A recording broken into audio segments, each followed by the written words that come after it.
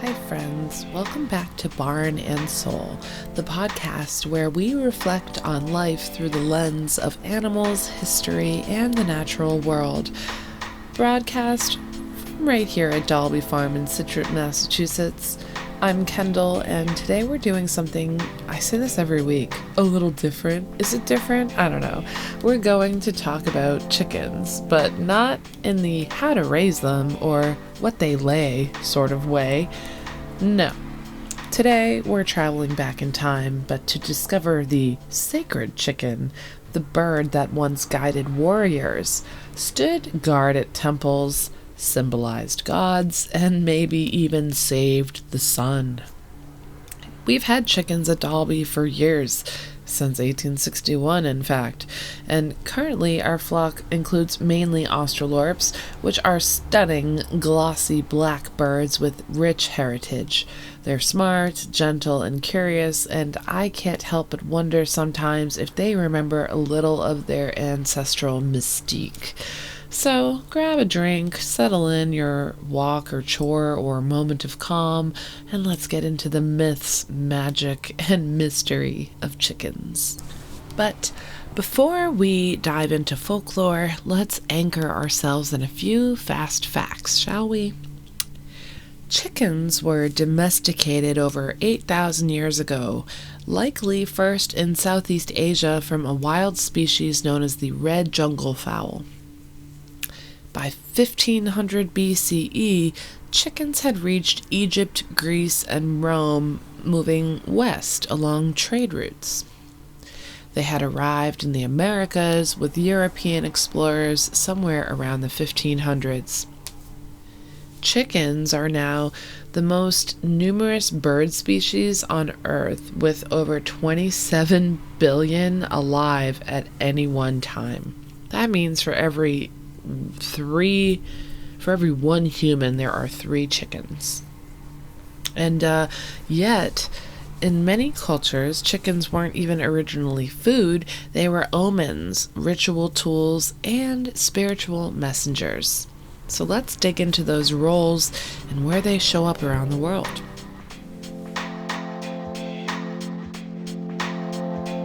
In ancient Rome, chickens were actually divine tools of military strategy. They kept sacred chickens in cages aboard ships. And, I wasn't there, so I can't say for sure, but basically, they would toss out food, and if the chickens ate heartily and dropped crumbs, it was a sign from the gods to attack. But if they refused to eat, it was considered bad luck, and a general might have postponed an entire operation based on that. There's a famous moment from 249 BCE when Roman commander Claudius Pulcher was preparing for a naval battle during the First Punic War. The sacred chickens refused to eat. So what did he do?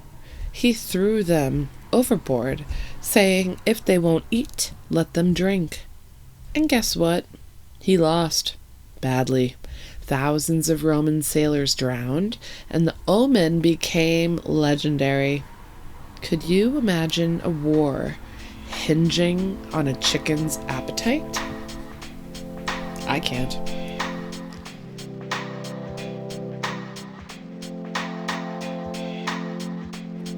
In ancient China, the rooster was no sidekick. It was an embodiment of virtue. See, they believed it possessed 5 noble traits. Civil responsibility, for one, as its comb looked like a scholar's hat. Military strength. It had sharp spurs and would fight to protect the flock. Courage, as roosters defend even when outmatched. This is true. Benevolence. They protect their hens and their chicks. And reliability. They crow to greet the sun every day without fail. Roosters were believed to ward off evil spirits and were often painted onto doorways or roofs as talismans. In modern Chinese astrology, people born in the year of the rooster are said to be observant, hardworking, and confident, though sometimes a little vain.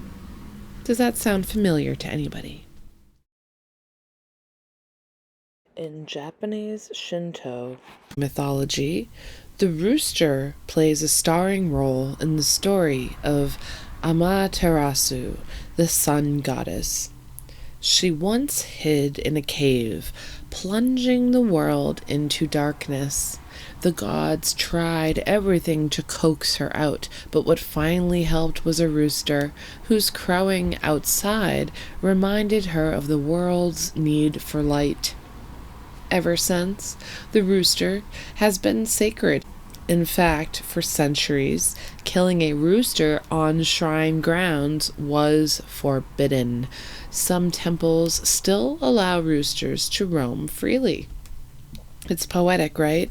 The idea that a humble chicken could summon back the sun. At Dalby, when our Australorps gather at the coop's edge and stare out into the twilight, quiet, still, and aware, I do sometimes think about that ancient story and wonder if maybe they know something that we don't.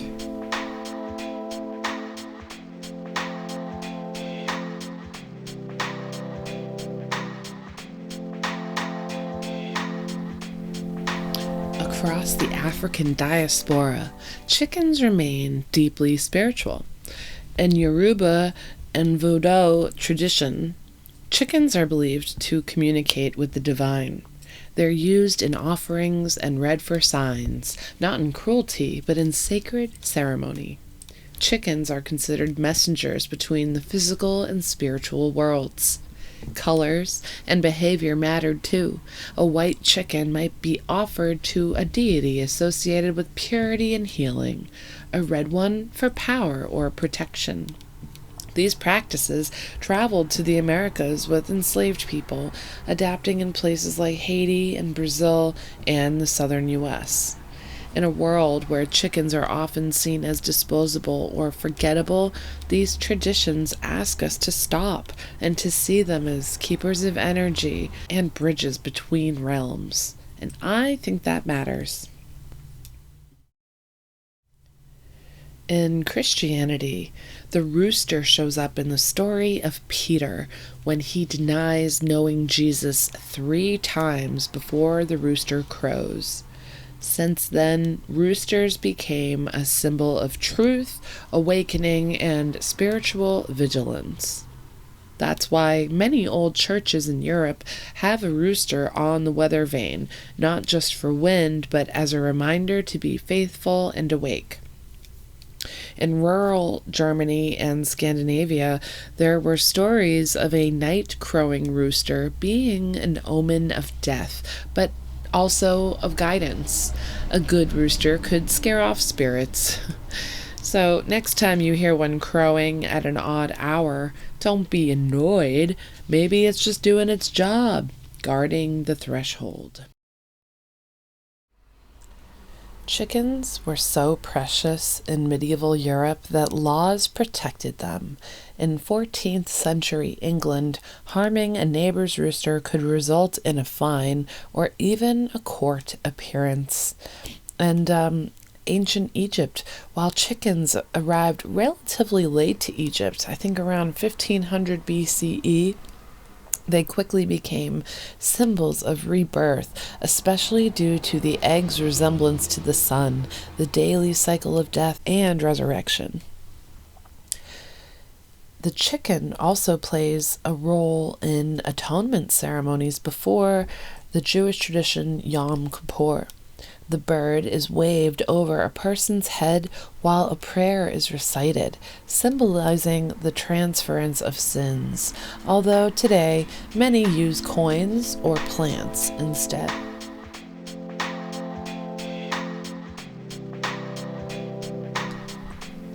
Chickens appear all over our languages. Chicken out, spring chicken, mother hen, each with unique meanings, but always connecting back to familiar traits of these birds. In some cultures, chickens represent cowardice, while in others they're prized for their courage and protective nature. Did you know that the original Kellogg's Cornflakes rooster, Cornelius, was chosen to represent the crow of morning and the start of a productive day? B.B. King's guitar was named Lucille, but he had a chicken named Lucille II on his family farm growing up. Paul McCartney once described chickens as the funniest animals alive and used them in sound collages on his solo albums.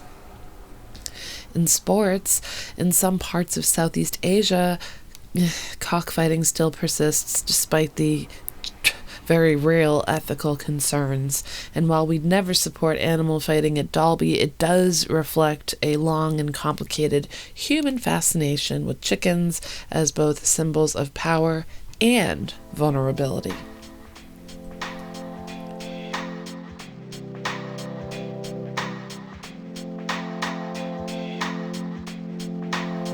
Chickens and the supernatural?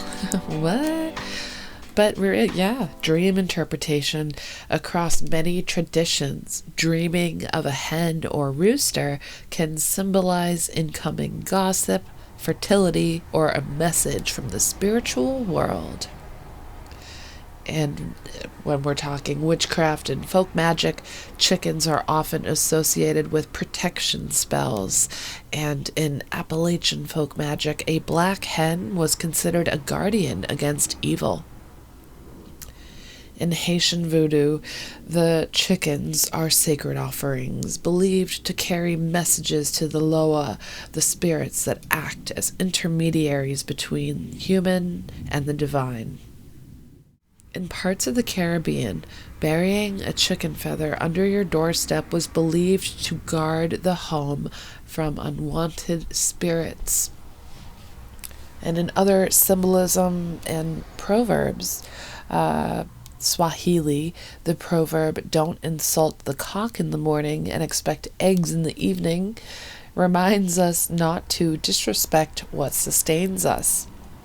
In Thai folklore, chickens are said to cry when death is near, symbolizing spiritual sensitivity and intuitive warning. In Brazilian Umbanda traditions, chickens represent purification and are part of ritual baths to remove energy. In rural Russia, if a hen crows like a rooster, it's considered a terrible omen and is often followed by rituals to restore balance. These cultural threads all point to the same quiet truth that chickens have always been more than livestock. They're barometers of energy, weather, and of time itself.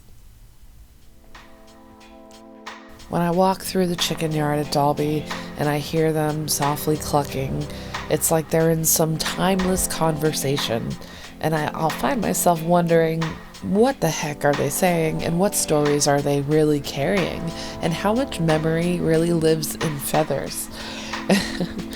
To the world, they may be common and not worth much thought, but through the lens of history, myth, and meaning, they're nothing short of sacred, and here on our little patch of land, we will always try to honor that. Thank you for being with us today, and until next time, take care. If you enjoyed this episode, please share, leave a comment, maybe a question I can answer in a future episode. Subscribe to the channel, you know the whole deal. And of course, you can visit dalbyfarm.com. We do ship nationwide. Our country store has something for everybody. So I hope, and please know that all purchases, I believe it's at least 50% of each and every purchase goes directly back to the care and upkeep of this family farm. So we thank you very much. I hope this finds you well, and we'll see you next time. Oh, and don't forget to appreciate the rare and wonderful things in life.